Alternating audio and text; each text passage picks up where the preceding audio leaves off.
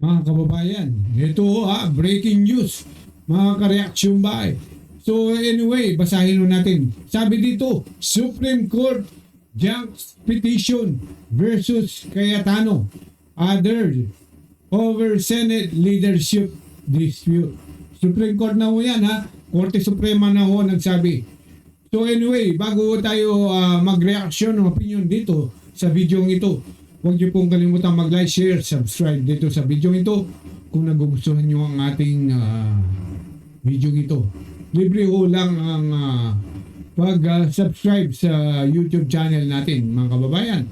So dito na ho tayo, basahin natin ang post na to. Ito ho galing sa dito sa Pilipinas Post, mga kababayan. Basahin ho natin The Supreme Court has dismissed a petition questioning the Senate leadership fiasco involving Senator Alan Peter Cayetano, Lauren Legarda, and Pia Cayetano. In his statement on Wednesday, June 10, the Supreme Court said it acted on the petition of Senior High School teacher Barry Tayam. Sino mo ba to? Si Barry Tayam. Which he filed on June 5 but dismissed it for lack of legal standing. The Supreme Court ruled that Tayam failed to show that he suffered or was a imminent risk of suffering any direct injury from the action of challenge. The Supreme Court statement read, in this petition, Tayam asked the High Court to declare the presence of 12 senators during June 3 session on the 28th Congress as a valid quorum. So yun po pala yung gusto niyang ilaban, no? Na sabi niya, dapat quorum na ho daw yung naging halimbawa yung 12 senador. So valid ho ba yun? Hindi ho valid ang quorum na yun. Yan ang pahiwatig, no? So sabi dito, na-dismiss po yan, no? Ang petition niya.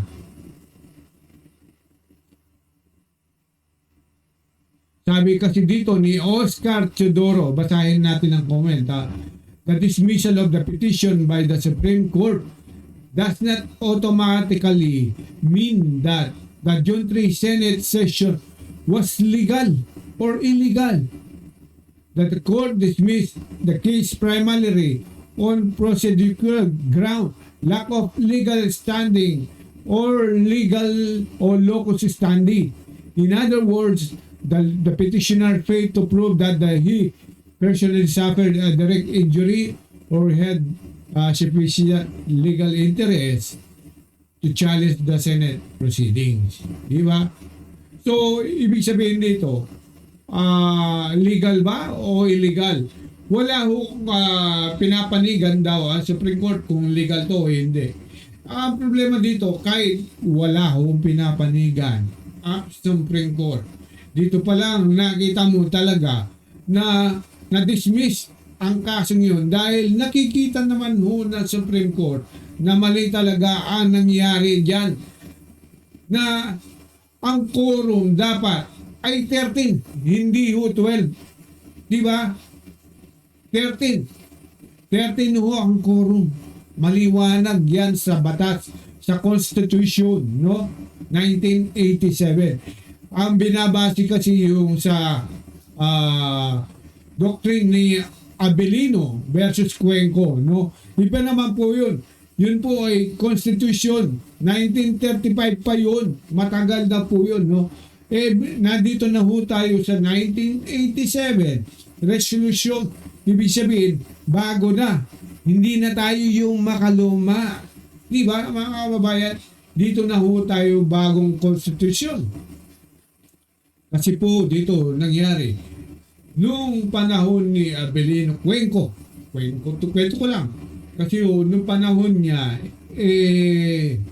si Abilino, nagbaka po, umalis parang nag-walk out. Kamukha yung ginagawa na ng mga minority ngayon. Yung minority black na sina Gatchalian, Tulfo na nag-walk out. Ganun po ang ginawa nila. No? Pero may quorum nung panahon na yun. Kahit nag-walk out sila. Di ba? Kasi nag-umpisa ang quorum. Nag-walk out lang siya. Nag-umpisa ang quorum nung panahon na yan. Mismo. 24 sila. Di ba? 24 sila. Sino po yun? Si Abelino. Ang problema, parang ang ginawa kasi ni Abelino, nag-walkouts po siya, mga kababayan.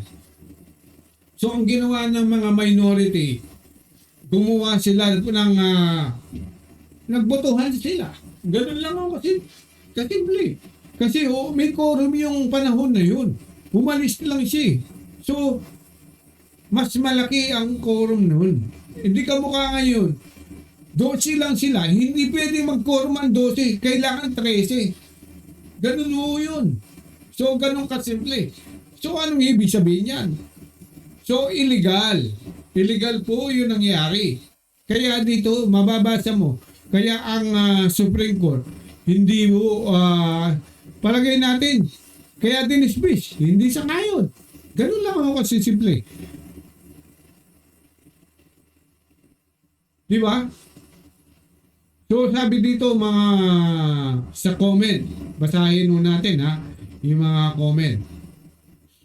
Anong sabi dito? Big yes to Senador Cayetano as Senate President. Hindi po. Hanggang ngayon naman, Senate President siya. Ang problema, yung mga committee, no? Kasi po yung committee, hindi pa po sila pwede nag-quorum. Wala pa silang quorum. Dapat ang quorum, 13. Di ba? Ganun po yun. The Senate, sabi dito ni Mel Areola, the Senate is so co-equal part of the government. The ruling of the Tayan petition has nothing to do with the problem of the Senate. Wala daw problema. Bakit siya nag-file? Di ba? The only solution is within senators themselves. Totoo naman yung sinasabi ni Mayan. Bakit ayaw nilang mag-file ang black ni Wing Gatchalian? Kasi madidismiss din yan. Di ba? Kaya ganun. Hindi sila nakakapag-file dahil takot sila. Didismiss lang yan ng Supreme Court. Di ba? Speculation. Di ba? Ganun lang siguro. Kahit simple lang wala naman kasing quorum yun 12. Paano magka-quorum ang 12? 24 ang senador. Tapos may quorum na 12. Pwede ba bang mangyari yun? Di ba? Hindi pwede. Napakasimple ng Constitution. 24 sila. Si Bato nandyan. Si Jinggoy nandyan. Di ba?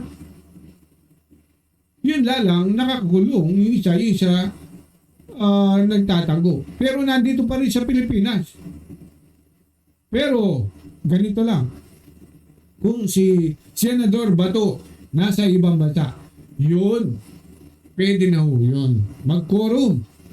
Dahil 12, 11 na lang sa kabila. Ganun lang ho kasimple. Bakit hindi natin kayang intindihin yun? Simple-simple naman, di ba?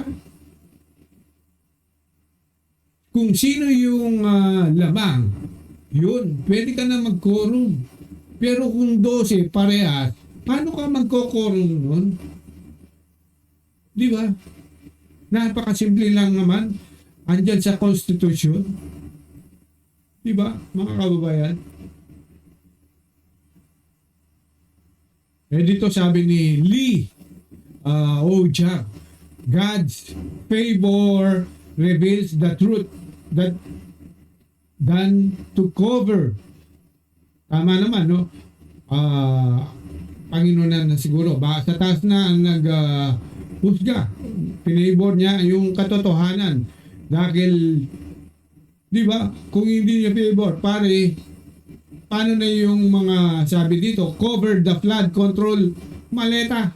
Kasi po naman tinatago, di ba?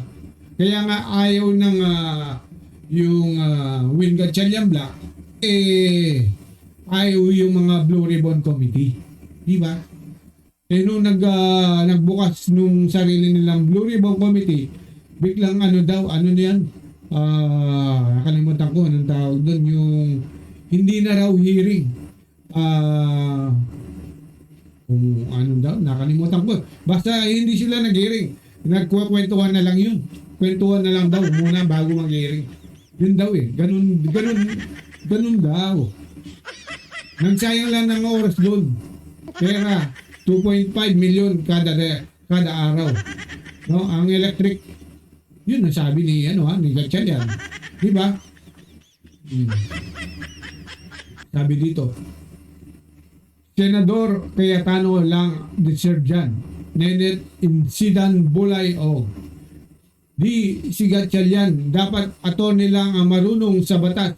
Di yung puro binabaluktot ang katotohanan. Tama. Laban lang, majority leader. God is good all the time. Support sa buti. Di ba?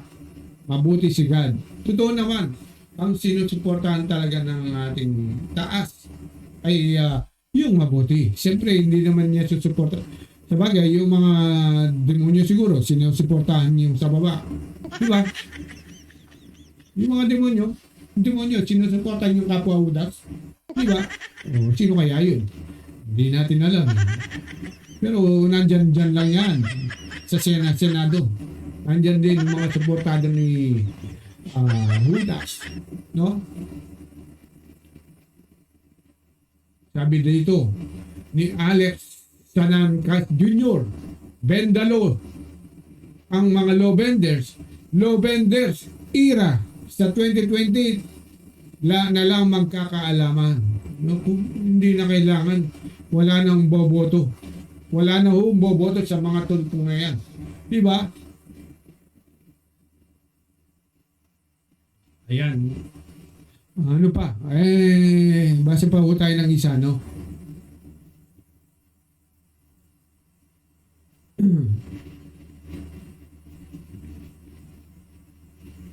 Sabi dito, mahaba-haba ito, ha? Tingnan natin, ha? Kung gusto nyo magbasa din, pwede rin mo kayong magbasa, ha? Buksan nyo lang dito sa Pilipinas Post, no? Yung kay Senador Alan. Sabi ni Banan J.I., hindi ko natin dismiss ang petisyon ni Tayang. Anong ibig sabihin? If maalala nyo, ang teacher na si Tayang nag-file ng petition to recognize that there was a valid quorum. Yun yan siya. Wala nga, hindi ko valid. Noong time na na-elect si Senador Gatchalian na Senate President pro tempore, dismiss na to. Diba? Ibig sabihin, hindi valid ang quorum. Absolutely not. Dismiss siya dahil walang locus stans si Tayang.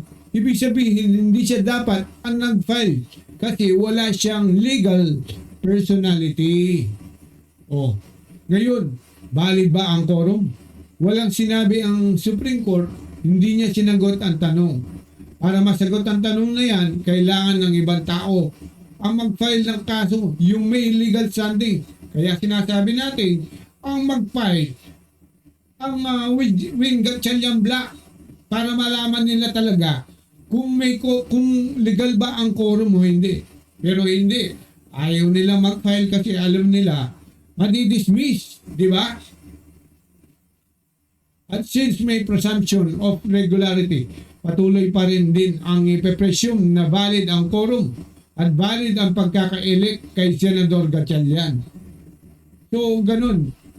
Siyempre, sabi nga ni Senador Alan Cayetano, si SP Cayetano, merong dalawang Senado ngayon. Yung isa, Senate of the Philippines, tapos yung isa, Senate of Malacanang.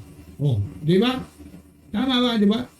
So anyway, mga reaction, i-comment nyo na lang ho sa comment section kung anong gusto nyo. Tama ho ba yung ginawa ni Tayam o hindi? Di ba? Tama ho yung pagka-dismiss ng Supreme Court o hindi? So yun po mga reaction. Comment down below. God bless. Shukran.